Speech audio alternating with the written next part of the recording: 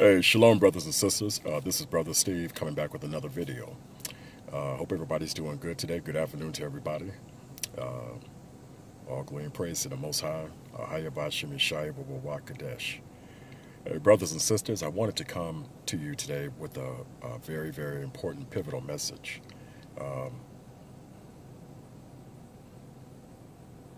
Brothers and sisters, the lost of possession, the lost of relationships, the lost of a peace of mind in a fallen world.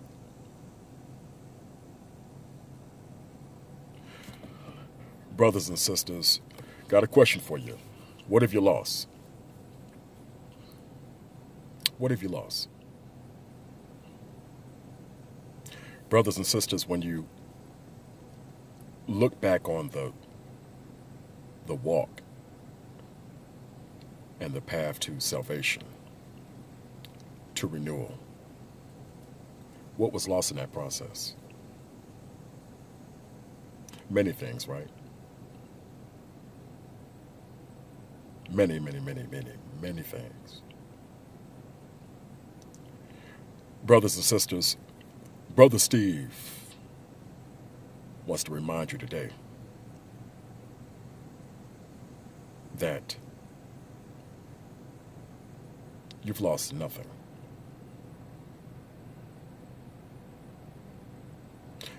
If the Most High wanted you to have had that thing, you would have had it. Okay? I want to read something for you from the book of Joel, or the book of Joel. Okay? Brothers and sisters, I'm going to go into the King James Version. I want to read chapter 1. Okay? I'm going to read chapter 1, verse 1 through 4. Brothers and sisters, it says here that the word of the Lord that came to Joel, the son of Pethuel. Hear this, ye old men, and give ear, all ye inhabitants of the land. Hath this been in your days, or even in the days of your fathers? Tell ye your children of it, and let your children tell their children, and their children another generation, that which the palmer worm hath left, hath the locust eaten, and that which the locust hath eaten, hath the cankerworm eaten, and that which the cankerworm hath left, hath the caterpillar eaten. In this time, brothers and sisters, our brother, the prophet Joel, he's prophesizing to the nation of Israel, the Hebrews, the Negroes, at this time, in their state of rebellion, their state of loss, their state of destruction.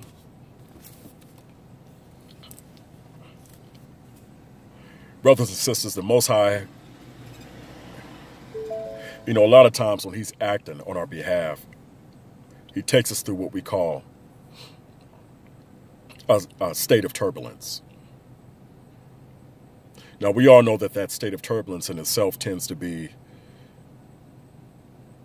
what I call a walk of death. Dying to flesh. Dying to the mindset.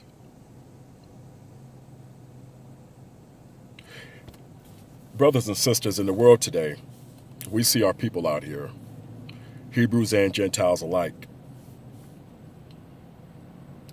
operating in a state of confusion, not knowing what to do from day to day, not having any type of understanding. And what this thing is shown here in terms of this scandemic is that Those that were never rooted in the Most High in Christ have no answers.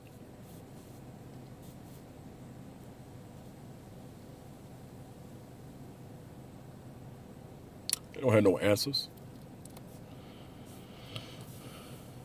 Brothers and sisters, a lot of these folks have been warned, and they're still continuing to be warned today by the true prophets of the Most High in Christ, by watchmen and watchwomen, by teachers. They're being warned.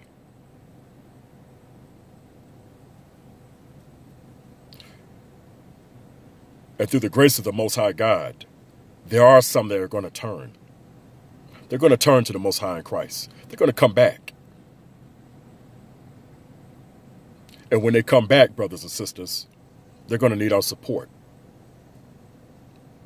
We're going to have to be there to uplift them in whatever capacity we can.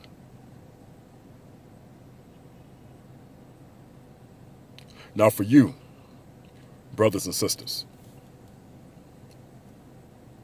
that are seeing the transformation and the transition of many, it's our duty and our job to make sure that when they come to us, we're able to give them sound doctrine, give them truth. There's other brothers and sisters that love the Most High, love Christ, and have also lost.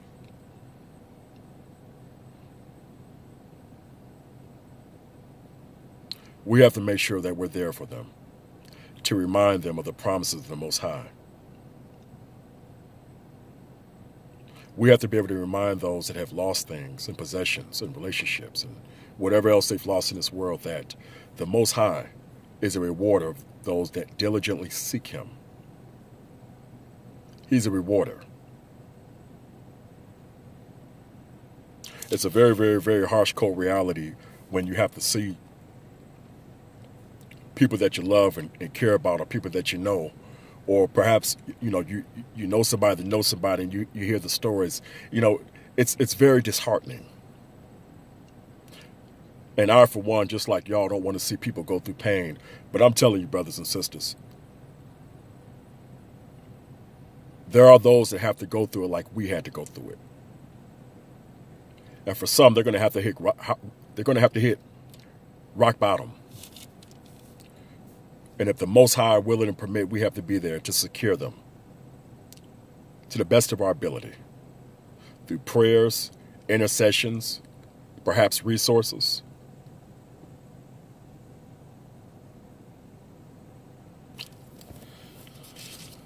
And essentially, Joel was reminding our ancestors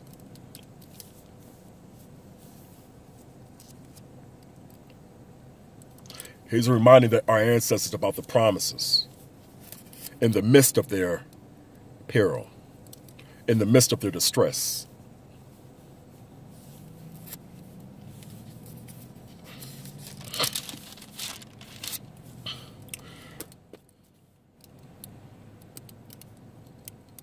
Brothers and sisters, turn to Joel chapter 2, verse 25 through 28. I'm going to read it. This is the Most High's promises to his people. This is his promises. And it states, "And I will restore to you the years that the locust hath eaten, the cankerworm, and the caterpillar, and the palmer worm, my great army which I sent among you. And ye shall eat in plenty, and be satisfied, and praise the name of the Lord your God, that hath dealt wondrously with you. And my people shall never be ashamed. And ye shall know that I am in the midst of Israel, and that I am the Lord your God, and none else. And my people shall never be ashamed. Brothers and sisters, that's the promise of restoration. That's the promise. The restoration of our people. That's my prayers for my people. That the nation of Israel and the Gentile nations be restored in Christ. Like I said before, brothers and sisters, the Most High is a rewarder of those that diligently seek Him in truth. And sometimes, brothers and sisters, losing in itself is winning in disguise. Losing in itself is winning in disguise. So my question that I pose to you from the beginning is, what have you really lost to receive the reward? Something to think about, right? Something to think about. Brothers and sisters, just wanted to come to you today. If you like this video, give it a thumbs up. If you feel like it can help somebody, share it. Once again, I'm very, very thankful to come to y'all. This is Brother Steve.